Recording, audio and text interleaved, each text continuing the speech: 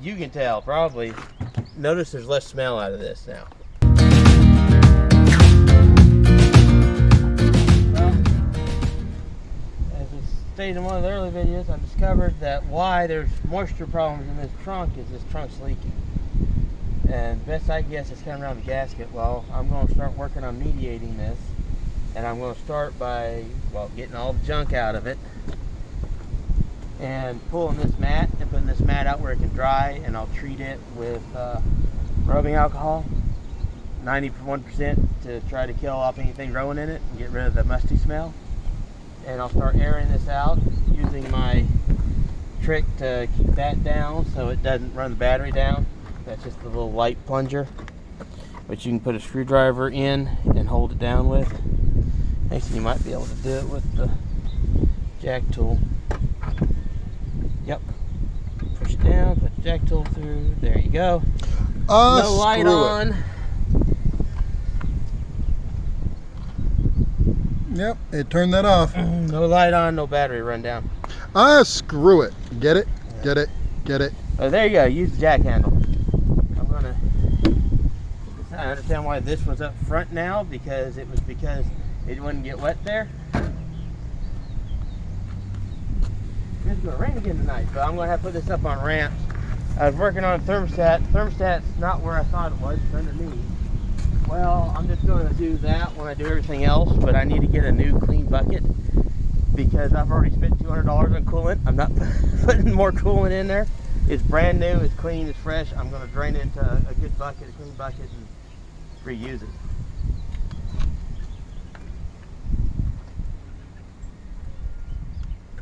And I'll leave the coolant reservoir there because it's pulling oil off the sides of it. I kept cleaned it out twice and it keeps pulling the oil off the sides of it, so it's never gonna be perfect.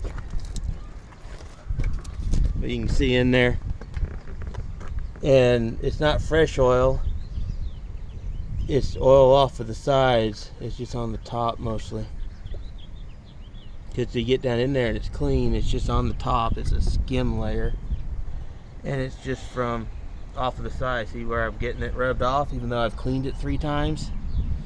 There's just oil left inside this bottle that's just never going to completely go away. But if you want it to go away, buy a brand new bottle. Yeah, but see, I got the slime off the top and it's clean. It's just a top layer of slime, so that.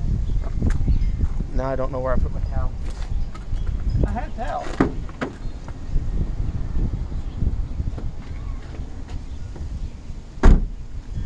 But yeah, like I said, you can see once I got the skim off, it's clean. It's just the bottle itself. I worried about it, and the fluid in the radiator itself is perfectly clean. It's just the overflow bottle, and it's just oil seeping off the side, even though I've cleaned it multiple times. Could you show us that the fluid in the radiator is perfectly clean, just for a new radiator cap, laughs and giggles? See, it needs more right now because this is leaking, but no oil, and it should be floating up to the top there. But probably why this upper radiator hose failed on the trip and I had to replace it is the bottom one. I'm not working on it today because if you notice, this new one's ballooned out. That's a telltale sign of a bad thermostat. It's stuck closed. So now this new hose needs replaced, which is a flex fit, and it's actually probably okay, but I'm gonna go ahead, since I'm gonna have to do it anyways, and order a proper hose, because this didn't fit good in the first place. It's close to rubbing, but it doesn't rub, and this has ballooned out quite a bit, and it's leaking, as you can see, a little bit of fluid.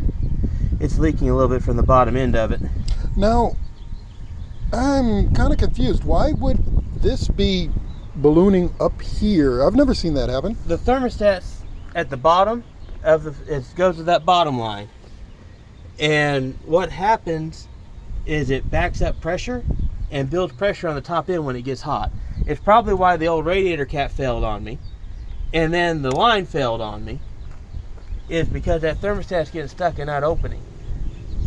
So, learn from his experience, basically. If you got a failing radiator cap and then this line fails, you might need a thermostat. If you're running it, so you can't tell on this one, this is a flex line, so it's got a wire in there. But if you have the proper line, it's normally soft, you can squeeze it.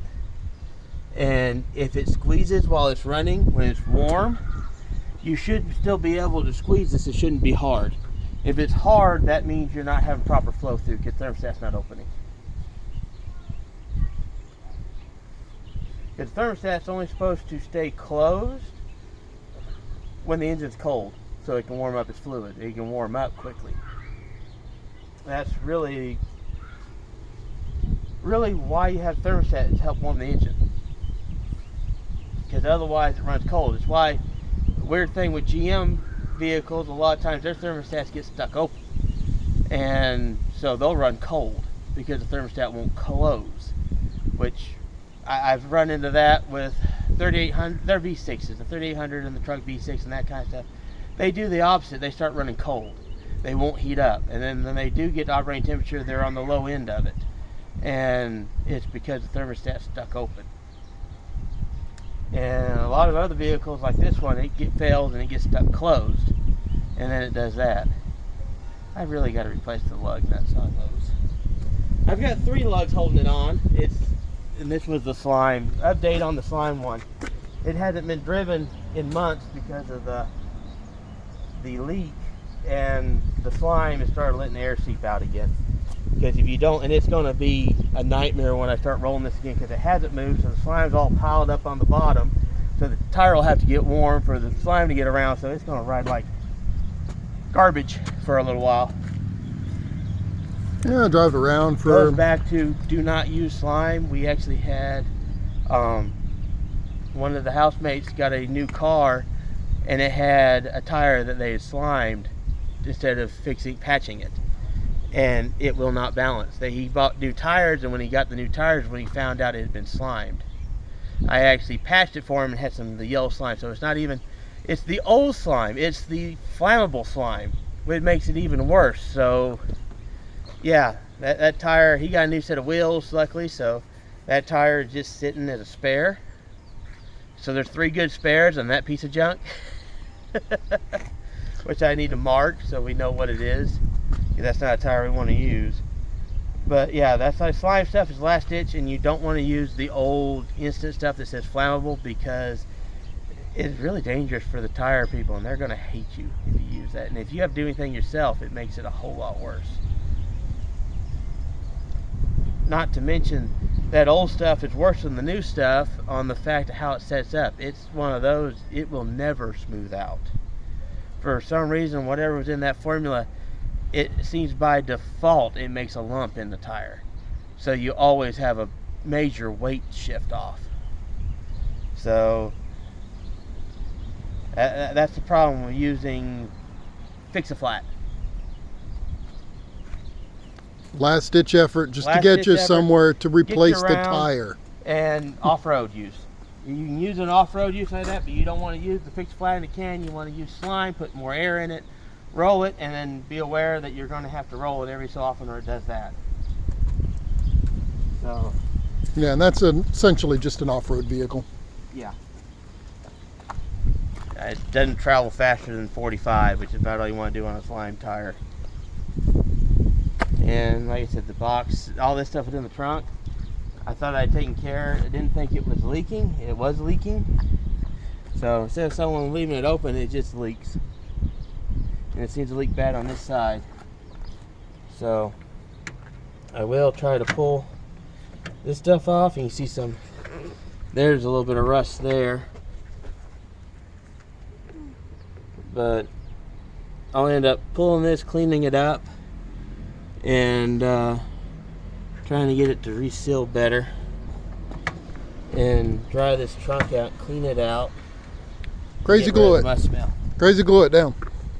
I've got black sealant that would work, but I'd rather use something else.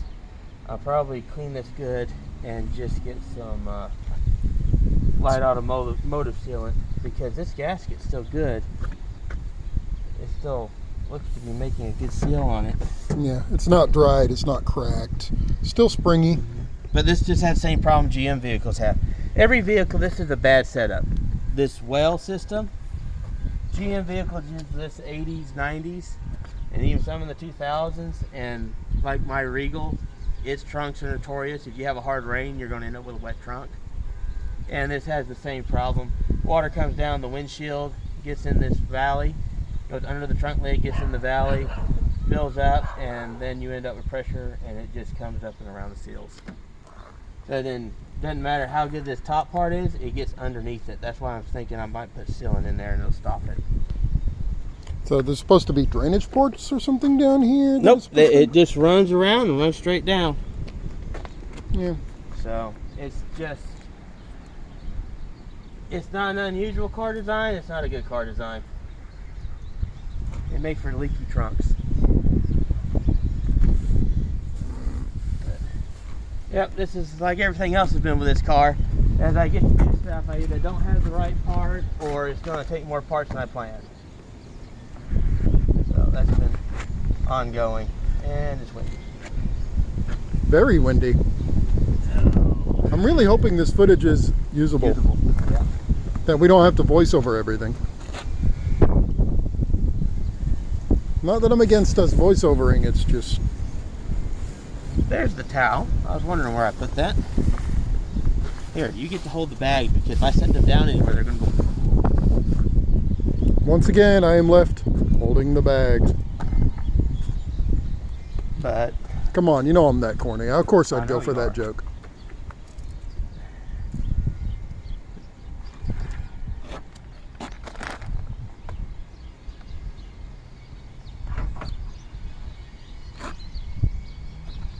turn that over so I can get the mat out. And once again, from the old video, grain feed sack. Good for laying on when you're working on stuff. And a Mustang just drove by playing hair metal. That's about the only song you should listen to when you're driving in an old Mustang like that. Air metal? Hair metal. But I want to pull this mat so it can dry.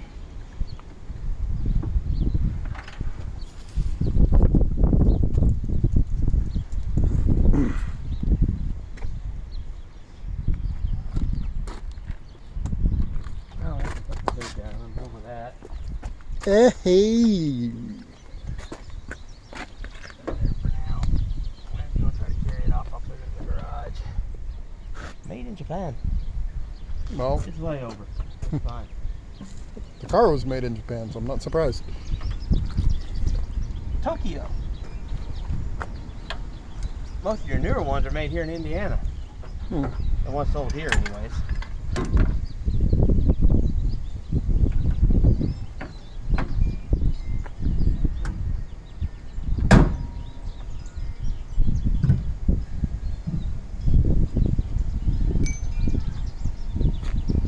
But I'll first pull this stuff out so it can dry, opening it when it can't, and letting this all dry out. And treating it, see how it's, that's where the smell's coming from. Yeah, That white stuff. that's just pressed board there. Anytime you get water in it, it's just pressed paper fibers, basically. Yep. So I'm going to try to get this stuff dried out and start fixing that problem.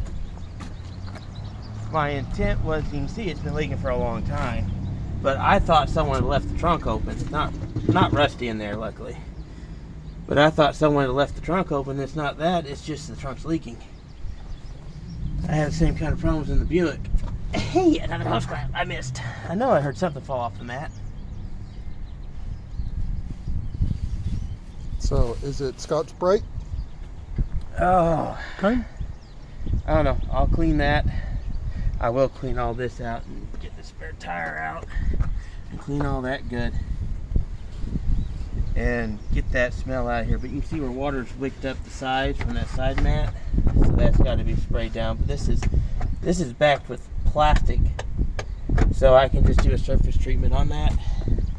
But that should get the smell out of it and make it a lot better that way. I'm starting to doubt I'm ever going to sell this thing. I keep planning on selling it, and I keep working on it, and Just like you, just like some people, you fall in love with a project, and then the more you have to work on them, or him or her, the more you love them. it's actually more the fact that I look at selling it, and I got to do something else before I sell it, and then I look at selling it, and I got to do something else before I sell it, and then I look at selling it, and I got to do something else before I sell it. And it's one of those things. I get driving it, loving it, considering changing the seat out so I fit better in it. And then it breaks on me and leaves me on the side of the road. And I have to work on it and get it going again, then I want to sell it. So, it's one of those, if I keep it, that seat's coming out. The seat's in good shape, but I don't fit in it. So, and there goes the wind. Hey, where did I put that wood block? Hand me the wood block off of. Hand me the tools kit. Tire tools off the top of the Cherokee. They're sitting there drying anyways.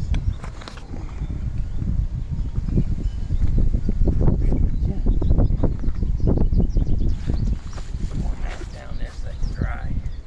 Take advantage of this dry air before more rain comes in. But yeah, I've been looking at changing the seat out so I fit better.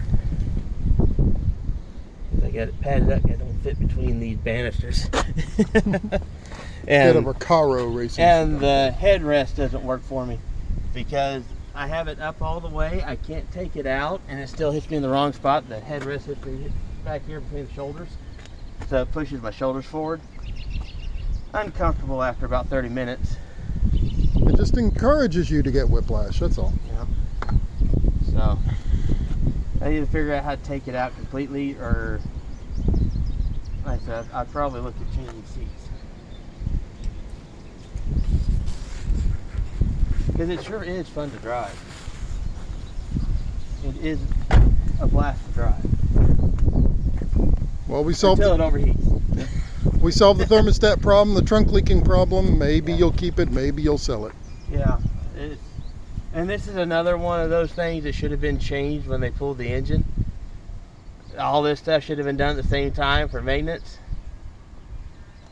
So, but just keep working on it. I got to get ramps. Like I said, I'm doing this dry out. I'm going to go on and order more parts, and then work on this again and work on everything. And I'll have to do it up in the air because I don't fit under this thing.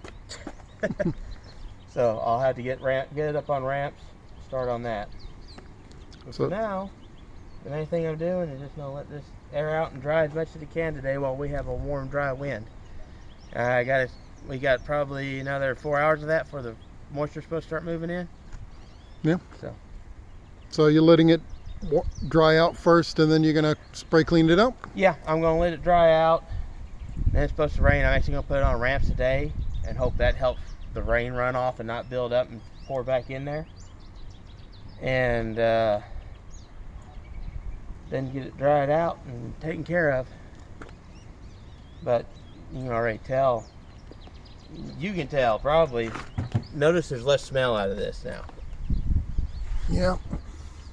If smell-o-vision had been invented, you'd be able to tell that there is not near as a musty smell as it was before. It's that mat, and it's mostly that mat and that insert. So for those of you who know, with the mat and insert, it smells more like an 80s trailer that somebody left a window open during a thunderstorm. That's what it smelled like. When you pull that stuff out, now it just kind of smells more industrial. Yeah. A little bit. Yeah, and it's one of those I can clean it and get it settled. So. Yep. The fiberboard, I have to get someone else to it, but I'll probably get someone to bleach the fiberboard, and that'll take care, since it seems to be what's actually harboring the mold. So. Yeah. Which I'll probably be somebody else, but Yeah, I can't do it because I'm allergic to the chlorine in it. So that's going to need to be bleached to kill that white stuff. and And apologies about all the loud motors running by. Everybody decides It's a pretty day. Yeah, it's a pretty day. They take their motorcycles out, they take their ATVs out, and then they drive in circles around this house for whatever reason. Major intersection. I don't know. For middle of nowhere. It's weird. Okay, but yeah. This is the crossroads of middle and nowhere.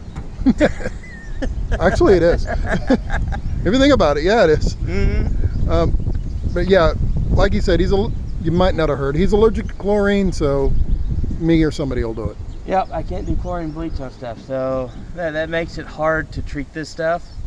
The fabric, you tend not to do it anyways because it's not necessarily bleach safe and you would bleach it out. But it's artificial material, so it's going to be fairly resistant and you can treat it with alcohol and get the smell out for the most part. I may get the bottom of this sprayed with bleach too though. That way that interface is good. But the stuff in the car is just plastic fiber over plastic, so the alcohol should do a good job on it. It's just basically spray that down with bleach, let it dry, and then spray this down with rubbing alcohol, and the other one down with rubbing alcohol, let them dry. And like I said, we may do under part spray down with bleach, then do the top part with alcohol. Okay. That way it makes sure to kill it. Yeah, that's really the best way to do it because it will for sure kill it. The alcohol is what you do when you can't bleach something. And it works, but it's not necessarily a sure thing. I just think it's a waste of Jägermeister, but if you want me to use alcohol, I mean, sure. It gives a nice licorice smell. Yes, it does. No, of course, rubbing alcohol. Just kidding. And 91%, the high level stuff.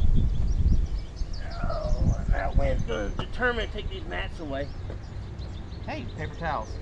I knew I had more paper towels I used.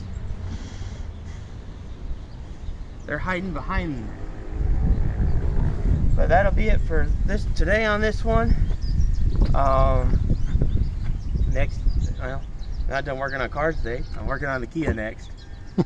So it's going to be. I got the right O2 sets of frit. At least it's supposed to be the right O2 sets of frit, and a new valve to hopefully fix the problem with the valve. I'm not going to get underneath it today, though. I don't think so. I'm just going to get the engine stuff. So that's next. Yep. So till next time, and we'll have more on this project as it goes along to clean that trunk out. Y'all have a good one. Till next time.